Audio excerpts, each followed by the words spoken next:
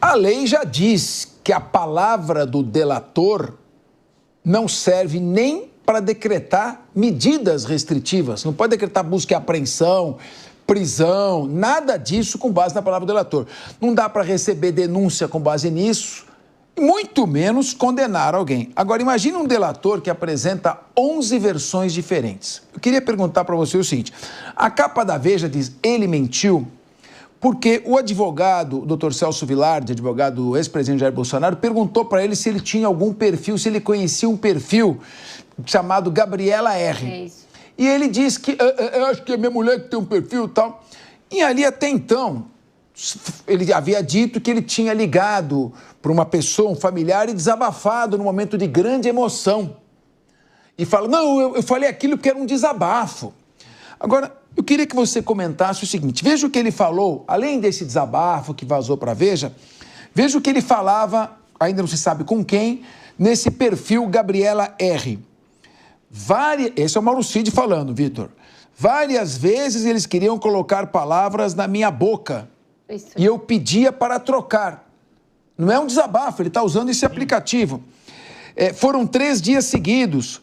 Um deles foi naquele grande depoimento sobre as joias. Acho que foram 5 anexos. Aí ele vem dizendo e fala que eles toda hora queriam jogar para o lado do golpe. E eu falava para trocar porque não era aquilo que eu tinha dito. Eu contei uma história. Eles queriam fazer rápido para me ajudarem a sair rápido. A pressão. Se não falar, não sai. Se não falar, não sai. E ele foi solto no mesmo dia que fez a delação.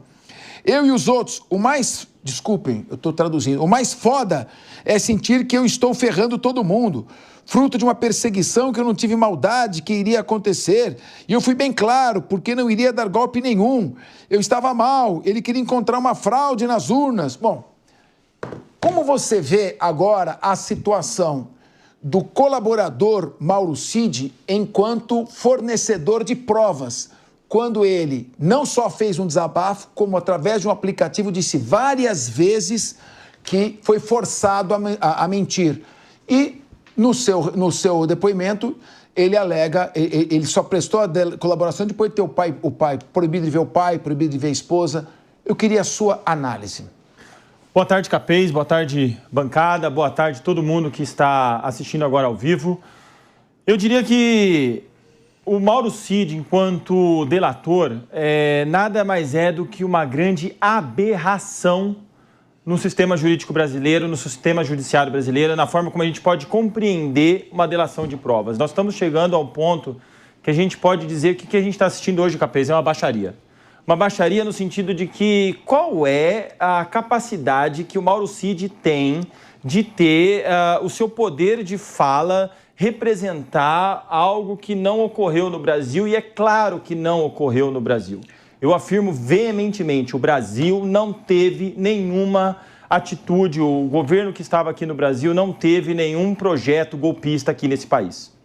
Nunca defendi isso claramente, mas cada vez mais com as falas do Mauro Cid, com a delação do Mauro Cid, ele foi pressionado pelo sistema judiciário brasileiro a contar determinadas mentiras para caber numa narrativa de boa parte da imprensa, juntamente com boa parte do sistema judiciário.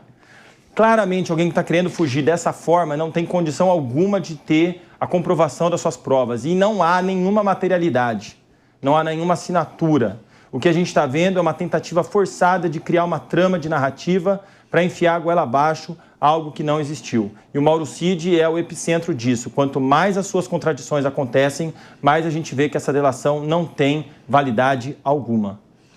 Muito bem.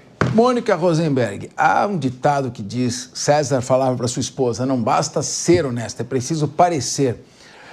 Esse julgamento já está para lá de suspeito com relação a ser um julgamento político e não um julgamento jurídico. Eu não sei se é ou não é.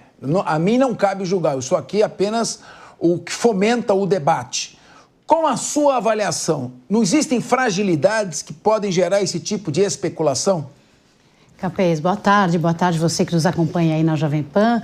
Quem me dera Mauro Cid tivesse a convicção que tem o Vitor aqui, nosso companheiro de mesa, ao falar com tanta certeza.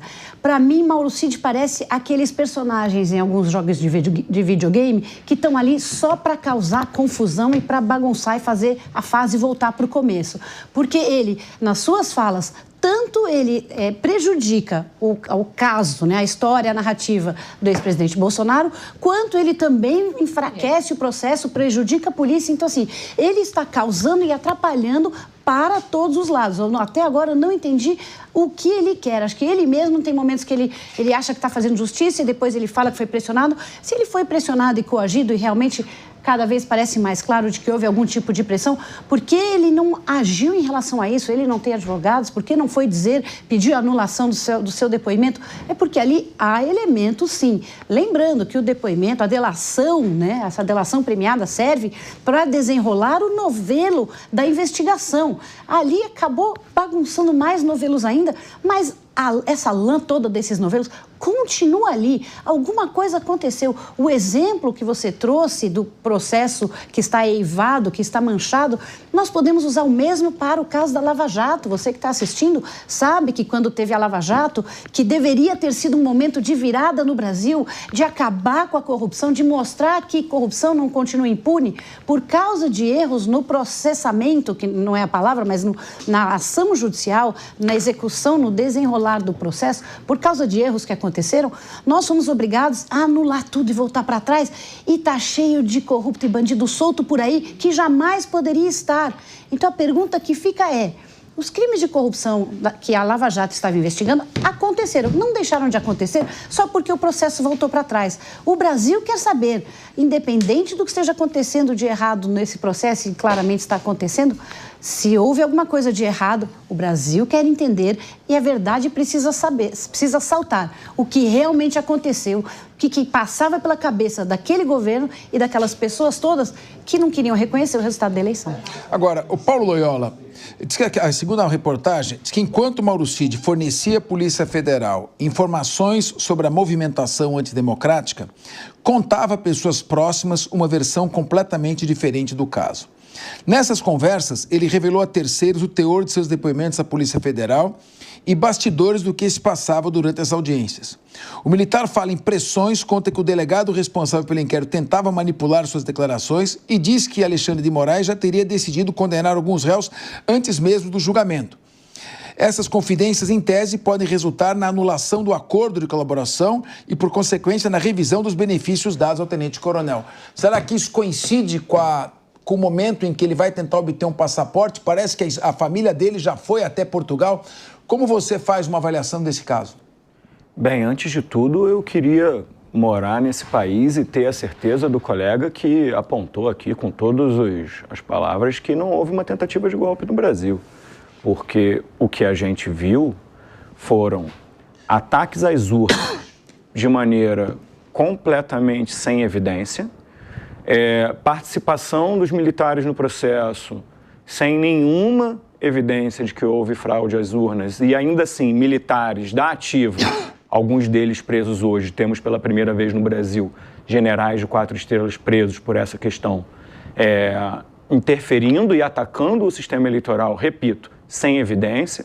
Temos pessoas da Polícia Rodoviária Federal presas porque tentaram interferir e fazer blitz durante a eleição para impedir que eleitores de Lula fossem votar.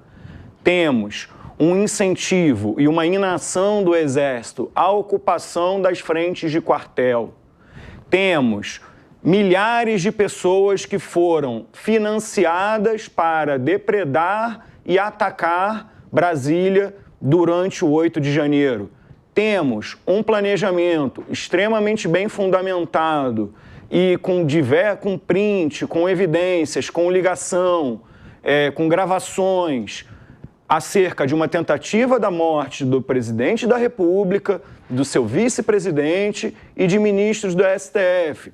Então, eu tenho muita dificuldade, Capês, em dizer que não houve em curso uma tentativa de golpe, inclusive coordenada, sim, pelo ex-presidente Jair Bolsonaro, é o que todas as evidências estão apontando. Apontar qualquer tipo de incoerência na fala do Cid é algo muito menor dentro desse processo e uma estratégia clássica da extrema-direita, porque ignora todas as outras evidências já citadas em relação a esse processo. Mauro Cid, conforme inclusive o próprio já disse de maneira oficial em sua delação, participou ativamente da organização deste golpe, independente de se ele confidenciou com algum amigo, não sei qual é a fonte que vocês têm para falar isso, qualquer coisa contrária. A fala dele, oficial à justiça e confirmada, como vimos na semana passada, foi de que foi, sim, um ator essencial à organização do golpe de Estado que se tentou aplicar no Brasil em 2024.